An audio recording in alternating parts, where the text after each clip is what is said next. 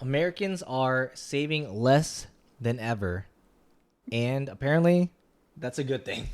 Okay, that is not that I don't know how Yeah. that works, but okay, go on. So typically, you would think like, oh, people are spending less or well, saving less, so they're spending more.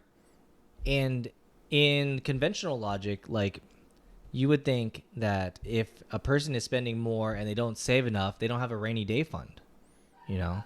Yeah. And then any type of disaster, like any type of financial thing, is gonna like potentially, ruin them.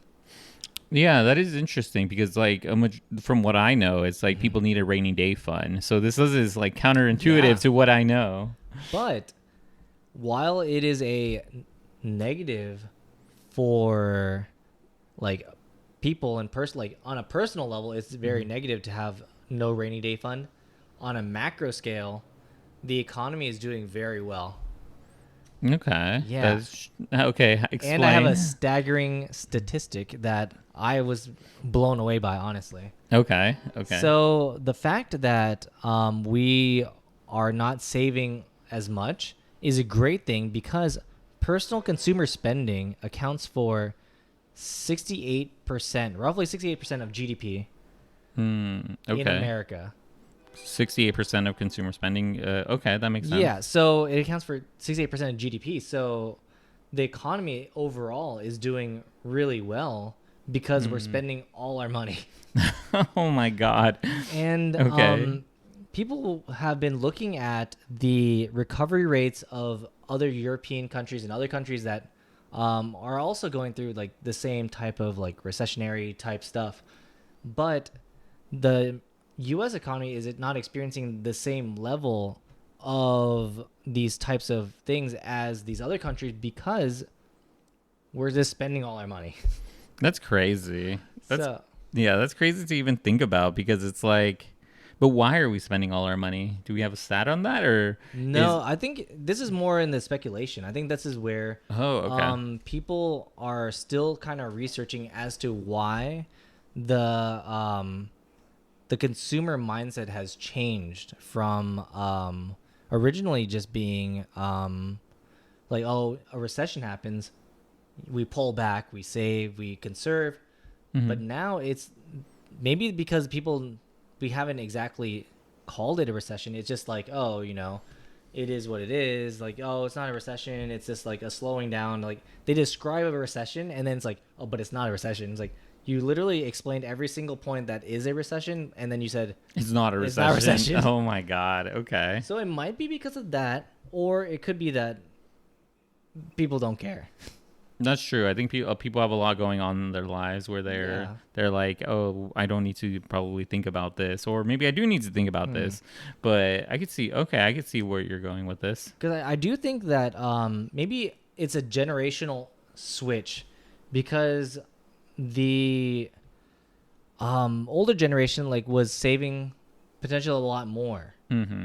and they're paying off their mortgages and stuff, but now like a lot of people are going to be renting versus putting away money into like a house or something like that. Yeah. So in terms of that type of scenario, the renter is like, oh, you know what, I don't think I'll ever buy a house, but I would like to do a lot of things. I've heard this before. Yeah, Yes, I've heard I this feel like exact same exactly thing. Yeah.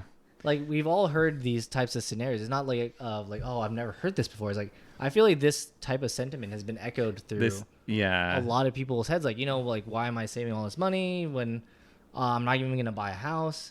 I could just go and like have a vacation or like buy something that I actually want. So Yeah. in this mindset, they're propping everybody in the United States is propping up the economy through this whole thing. It's like, oh, I need to treat myself, and it's like, okay, but if we weren't all treating ourselves, then the economy would be, kind of stagnating because all these, it's a trickle down effect where like if like for every $1 you spend, like it's like a velocity of money. Yeah, no, this makes sense. I've heard this sentiment before. Mm-hmm. It is very a lot more common than I think people would think. And then I would say that there is I think this mindset's not very uncommon Mm-hmm. in general. Just when just when I see these on things on the news, or even just read like articles where people are like saying it's like, yes, it's like, why am I going to buy? Interest rates are up, Yeah. mortgages or just home prices are up, even cars, anything in general. They're like, oh, I'm just going to go treat myself instead because it's Yeah. more affordable. I mean, like more affordable, but it's not the most affordable thing you can do. But I don't know. I do think there needs to be a balance because, like, in terms of everybody like suffering, it's a weird balancing effect because of the fact that everybody's still spending money, we're avoiding like something really bad because it'll be like, oh, people are buying less Oreos, and now we have to lay off all the people at the Oreo factory, and then Yeah. like the people in the Oreo factory town like can't buy other stuff, so it's like it just like is a huge like chain of dominoes that this like starts to crumble, and it's like, okay, oddly enough, by people spending more and having less in savings, it's saving a lot of other people's jobs from disappearing, Yeah, no, that makes sense. which is like the craziest thing because like, oh, everybody's like living on like a shoestring budget, and it's like not the like traditional like, oh, you need to have X amount of months savings, and like that's the umbrellas that you need and yada yada, but like, Yeah. It's interesting because like I do agree with you. It's like I feel like it's a well-oiled like gear that's yeah. continuously turning, but at the same time, Mm-hmm. thinking about it, if there's an emergency or something Yeah. happens, then that's where people get into a lot of trouble. But I do understand that, having the money continuously cycle is propping up the economy. Mm-hmm. It does create a lot of jobs. I think the example that you gave was perfect on the Oreos. It was Yeah. like you're literally creating your job. You're literally creating someone's job by, Like or buying a pack of Oreos. yeah, It's like so simple. Like, yeah, oh, I want some Oreos, and it's like you buy it, and then it's like, okay, by you buying that one thing of Oreos, there's a whole team of people that are getting paid by your purchase of one Oreo box, and it's like, okay, yeah, and it's like it's literally not even the people at Oreos. It's as well because it is like the transportation, the oh company yeah, transporting it, the company that's packing, or the people in Oreos who are packing it, the people who are manufacturing, which could be like different from Oreos if they're like importing or something like that. yeah, It could yeah, be yeah, multiple layers of different parts of the business or yeah. different companies that are getting paid just to transport like a pack of Oreos. Or even Yeah. put it on the shelf. It's like there's Oh like yeah, the even stalker. Yeah. Safeway has it on the shelf, and then like, okay, so all the people that work at Safeway are being fueled by your purchase of like one pack of Oreos, or well, I Yeah. mean not by only the Oreos, but It's like just one giant pack of Oreos. that's the Oh my scheme they got. god. But yeah, no, I think that's cool. That's pretty cool to even think about. But I do Yeah, understand, like, yeah, we are propping up the we're propping economy. up the economy, which is pretty wild because like you would think that it's, well, I mean, if you think about it, like it's like, oh yeah, well, big businesses are really the thing. I mean, big business as in like giant like firms can only do so much of like the total economy, like you can only sell so many big pieces of equipment and stuff like that, versus like a consumer buying like groceries or Mhm. buying electronics or something like that. So I mean, it is a big business. And if you want to hear more of this type of content, consider hitting the subscribe button, hitting the like button. Yes, we put out videos daily and we have a library of over 200 videos. I'm pretty sure that there's something in there that you probably will like. And subscribing only takes like a second. So if you want, you can hit the subscribe button now. We'll wait.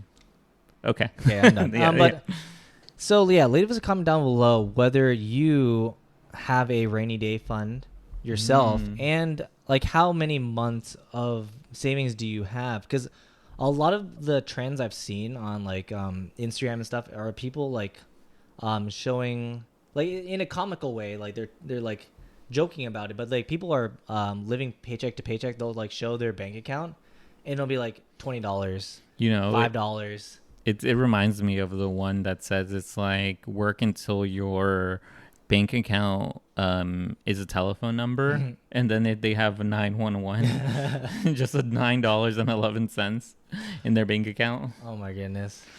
Yeah. But yeah, so yeah, let us know down below if you have a rainy day fund, or if you think that like propping up the economy is like more beneficial than having a rainy day fund. And let us know about the Oreos too. What you guys Oreos. think of the Oreo analogy?